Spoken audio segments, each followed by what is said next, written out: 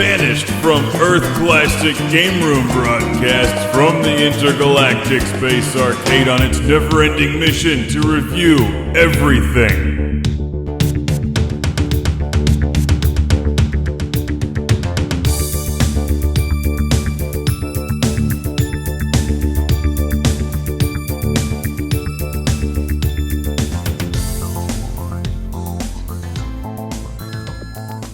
Welcome to Classic Game Room for the very exciting review of Gauntlet II on the Game Boy. So exciting, I can't even sit down. Also, I'm standing up playing Centipede. But here's the review. Warrior is about to die.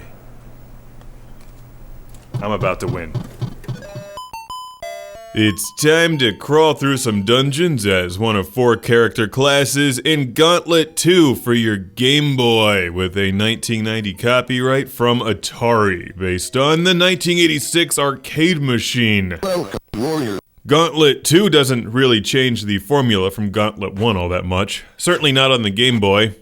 It's basically what you would expect, Gauntlet on this small screen. Which, to be perfectly honest, is not terribly impressive, but it does deliver a relatively faithful Gauntlet experience. Ooh, a message. Who's this from? Oh, it's the speech from Gauntlet. That's terrible, but A for effort. How many Game Boy games can you think of that had speech? Not too many, probably for good reason, but Gauntlet needs speech. It's just part of the game.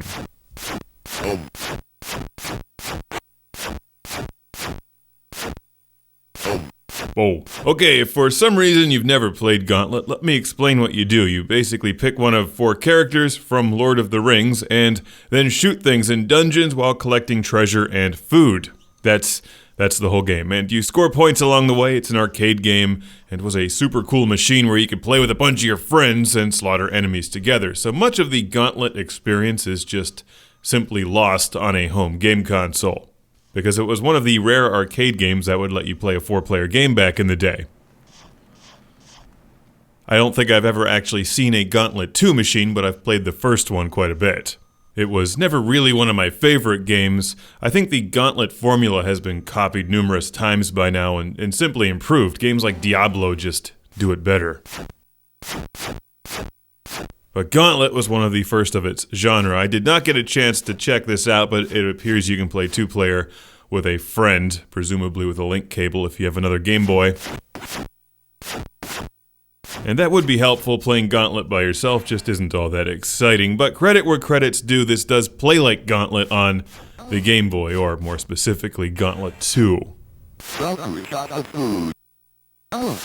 Oh, I shot the food again, and I really should stop doing that, except it's a bit of a problem here because everything really looks the same. Gauntlet II on the Game Boy is a lot for the Game Boy to handle.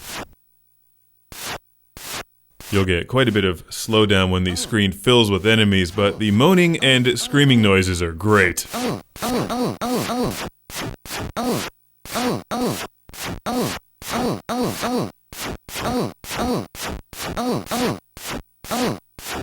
The valkyrie is so seductive when she's being killed.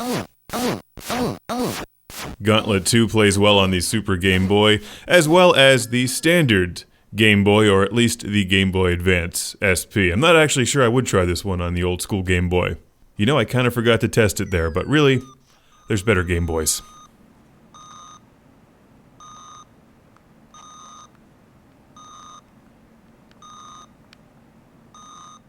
Beyond the moaning and screaming, the sound effects are actually super annoying. Gauntlet II is not a game I would put in the must-have category for your Game Boy unless you're a huge Gauntlet fan.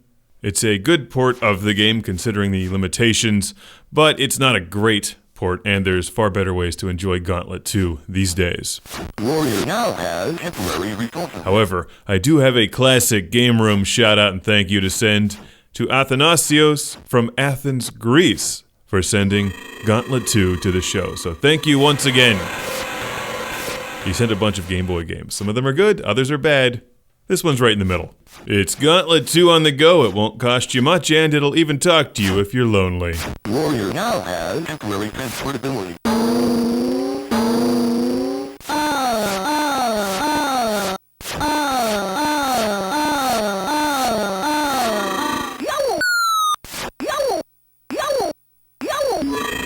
Oh, this is out to God.